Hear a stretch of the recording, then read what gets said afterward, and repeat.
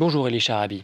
Shalom. Merci beaucoup d'être avec nous. Vous publiez donc ce livre, Otage, 491 jours aux mains du Hamas, aux éditions Robert Laffont, près de 9 mois après votre libération et alors que le Hamas doit encore à ce jour rendre les corps de 7 otages décédés. Ce livre, Elie Sharabi, c'est évidemment le vôtre, mais il est écrit au nom, j'imagine, des 250 autres otages qui ont été faits prisonniers, comme vous, le 7 octobre 2023. Oui, il était très important d'écrire ce livre comme témoignage d'un otage au nom de tous les autres otages, pour que le monde entier sache ce qui s'est passé le 7 octobre et pendant tout ce temps où nous étions prisonniers. C'est un témoignage extrêmement important pour l'histoire, pour le peuple juif, pour le monde entier. C'était pour rappeler à tout le monde qu'il y a encore des otages à Gaza, dans les mains d'un groupe terroriste, le Hamas, et il était très important de faire revenir tout le monde. Je sais bien que la plupart sont rentrés. Il y a encore 7 otages. Ce sont des victimes, ils sont morts, à notre grand regret, mais eux aussi doivent être rendus et être enterrés en Israël. Et vous avez décidé de prendre la parole, de témoigner dans le monde entier de ce que vous avez vécu, vous qui vivez encore aujourd'hui en Israël. Vous êtes de passage en France, donc parce que ce livre est traduit, je le disais, dans de nombreuses langues. J'imagine que là aussi, vous avez une pensée pour les familles des otages qui sont décédés et qui n'ont, pour certaines, vous venez de l'évoquer, toujours pas pu récupérer le corps. Est-ce que vous vous dites, au fond, je pourrais réellement commencer à me reconstruire, eh bien, le jour où tous les corps auront été restitués, au fond, c'est ce jour-là qu'on pourra peut-être commencer à tenter de passer à autre chose. En fait, quand je suis sorti et 7 mois, depuis 7 mois, je parle au nom des autres qui sont restés là-bas. Et comme je l'ai dit, je suis très heureux que la plupart d'entre eux soient revenus. Il y a encore 7 otages, 7 cadavres qu'on doit rendre à leur famille pour qu'ils soient enterrés en Israël, pour qu'on puisse refermer ce cercle. Et donc, évidemment, je pense que tout ce traumatisme qui a été imposé au peuple d'Israël, les gens pourront se guérir de ce traumatisme. Ils pourront commencer à se guérir. Ces 2 années, ce sont des années horribles. Israël a été attaqué de toutes parts. Et je pense que le peuple d'Israël cherche la paix, cherche la tranquillité et cherche la tranquillité avec ses voisins. Et j'espère qu'on pourra commencer une nouvelle route avec nos voisins et une voie de paix dans la région. Vous évoquez la souffrance des familles qui n'ont toujours pas pu récupérer les corps. Cette souffrance, évidemment, vous en savez quelque chose, vous qui avez appris le jour de votre libération, donc le 8 février dernier, que votre femme, vos 2 filles et votre frère avaient été assassinés le jour du pogrom. Quand on découvre ce témoignage, ce livre, et qu'on feuillette ces pages, c'est vrai qu'on se demande comment vous avez réussi, au fond, à vous relever de cela et même à prendre la plume. Qu'est-ce qui vous a aidé à commencer ce travail de reconstruction aujourd'hui? En fait, le jour où j'ai été libéré, j'ai appris au sujet de mon épouse, de mes 2 filles, Laura et Yael. C'était des citoyennes britanniques qui ont été assassinées avec leur passeport britannique dans les mains.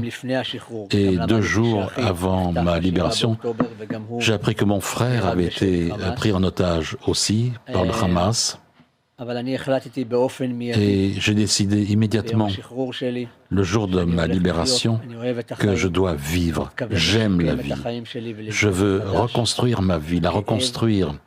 La douleur et mes pertes et mon deuil feront partie de ma vie jusqu'à mon dernier jour, mais ça sera une partie de ma vie, ça ne sera pas ma vie. Et je construirai à nouveau. Je suis optimiste et j'espère et je veux regarder la lumière. C'est la seule voie où je peux honorer la mémoire de mon frère, de ma femme, de mes 2 filles et de tous ceux qui ont lutté pour moi pendant tous ces mois. Et pour honorer cette mémoire, précisément, eh bien, vous avez donc décidé de témoigner. Vous avez notamment pu vous exprimer devant les Nations Unies, à l'ONU, au mois de mars dernier. Vous avez notamment interpellé les dirigeants internationaux et vous leur avez demandé, avec beaucoup de virulence quand même, vous leur avez demandé où ils étaient pendant tout ce temps. Quel était le sens de cette interpellation? Vous avez eu le sentiment d'être un peu abandonné pendant ces près de 500 jours de détention? Pendant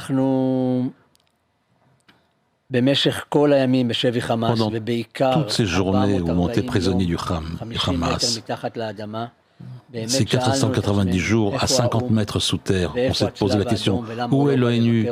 Où est la Croix-Rouge internationale? Pourquoi ils ne viennent pas nous rendre visite pendant toute cette période où on était prisonniers? Et on s'est demandé, pourquoi est-ce qu'ils ne comprennent pas à quel point l'aide humanitaire à Gaza au peuple palestinien est volée par le Hamas. On a vu ces boîtes, ces caisses qui arrivaient, des dizaines de caisses chaque semaine qui descendaient dans les tunnels. Cette aide humanitaire, on voyait que le Hamas leur volait aux Palestiniens et mangeait eux 5 fois par jour, alors que nous, on mangeait un repas par jour. Et notre repas, c'était un petit peu une demi-pita ou une portion de riz pour 24 heures, alors qu'eux, ils mangeaient 5 fois par jour. Et en tout cas, nous savions que le peuple d'Israël luttait pour nous, que nos familles, nos amis luttaient pour nous à l'extérieur, pour qu'on puisse rentrer chez nous et qu'ils étaient avec nous. Et comme ça, on a pu tenir le coup. Est-ce que Elie Sharabi, près de 9 mois maintenant après cette libération, et on se souvient d'ailleurs des images très émouvantes, ce jour de votre libération mise en scène par le Hamas avec votre visage particulièrement émacié ce jour-là, est-ce que vous arrivez aujourd'hui à prendre un peu de recul par rapport à tout ce qui s'est passé, par rapport à tout ce que vous avez vécu, ou bien est-ce que ces images terribles, terrifiantes de ce que vous avez vécu pendant 1 an et demi continuent de vous tourner en tête tout au long de la journée? Je ne réussis pas à oublier un seul instant du moment où j'étais prisonnier. Mais ce n'est pas ça qui dirige ma vie. Je n'oublierai jamais ces moments du fait où j'étais prisonnier. Je n'oublierai jamais la violence qui nous était faite lorsqu'on était entravé par des chaînes aux pieds 24 heures sur 24, 7 jours sur 7, pendant 491 jours. Mais je ne laisserai pas cela diriger ma vie. Je vais construire une nouvelle vie, avec beaucoup d'optimisme, avec beaucoup de lumière. Et je vais essayer de faire penser à l'éternité de ceux qui sont morts, de ceux qui ne sont pas avec nous, de ceux qui ont été tués dans le kibbutz Be'eri, les 70 otages qui ont été pris de ce kibbutz et de tous ceux qui ont été assassinés. C'est un prix très très dur à payer. Il y a encore 2 de ce kibbutz qui sont encore, dont les corps n'ont pas été rendus, et on espère les avoir bientôt. Cet enfer que vous avez vécu, vous le racontez très précisément dans ce livre, et notamment l'obscurité. Vous avez été marqué par cela dans les tunnels de la bande de Gaza. Vous racontez également avec beaucoup de précision certains dialogues avec vos geôliers qui ont à de maintes reprises tenté de vous endoctriner. Qu'est-ce que vous retiendrez finalement? Qu'est-ce qui vous a le plus marqué pendant cette détention?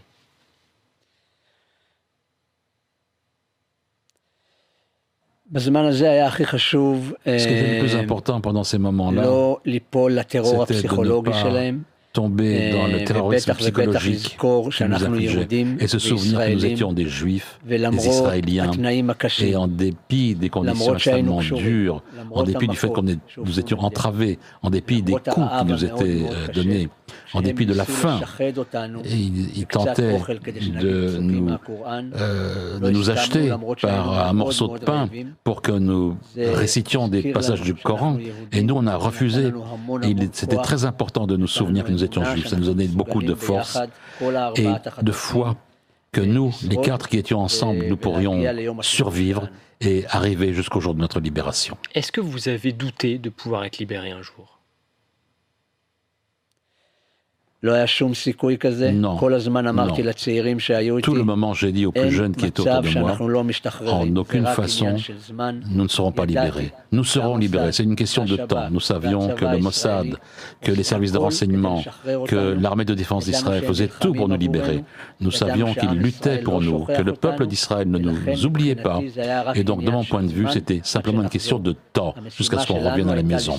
Notre mission était de survivre, alors qu'à l'extérieur, ils tentaient d'arriver à un accord pour nous libérer. Et là aussi, vous racontez très précisément cette scène de votre libération et vous, ce qui vous a marqué particulièrement, c'est l'indécence de la population à ce moment-là, que vous décrivez dans ce livre, dans la bande de Gaza, avec donc une foule entassée de personnes qui venaient et vous dites, j'ai plus le terme exact, mais vous racontez, vous dites au fond, ils étaient prêts à nous sauter dessus à ce moment-là.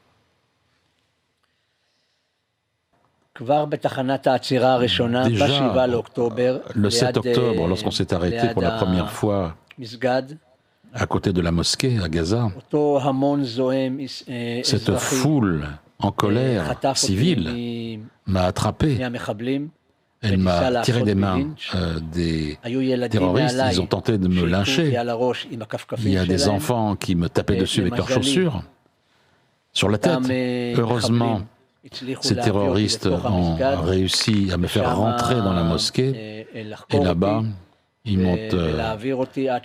ont fait une enquête sur qui j'étais et puis ils m'ont emmené jusqu'à ce qui m'ait amené à une famille palestinienne. Dans cette maison de la famille palestinienne, ces terroristes qui devaient nous garder avaient très très peur des civils à l'extérieur. Ils avaient peur qu'ils sachent que nous étions dans cette maison et qu'ils rentrent de force dans cette maison et qu'ils nous lâcheraient tous. C'était des moments terrorisants. Et c'est les moments qui leur ont fait très très peur aussi à eux, ces terroristes du Hamas.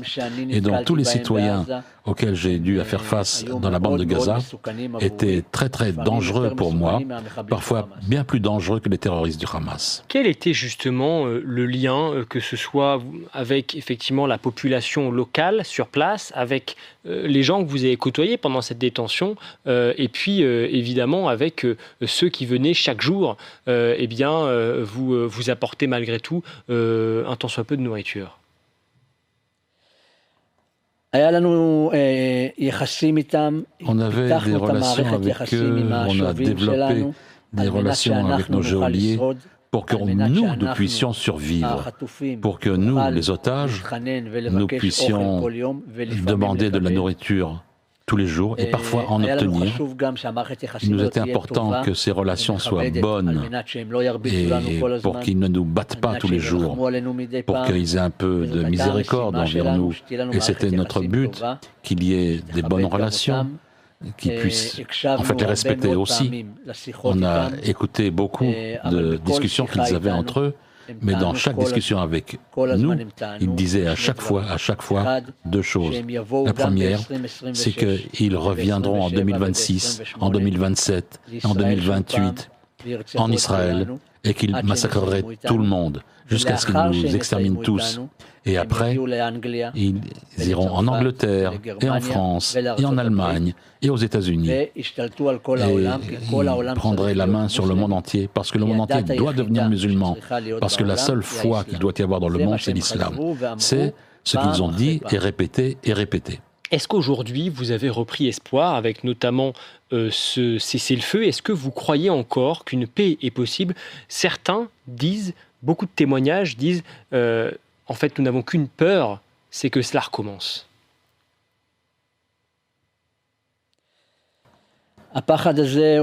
Cette peur, elle a des raisons d'être. Ça peut recommencer absolument. Aussi longtemps que à la tête du gouvernement palestinien, il y a un organisme comme le Hamas.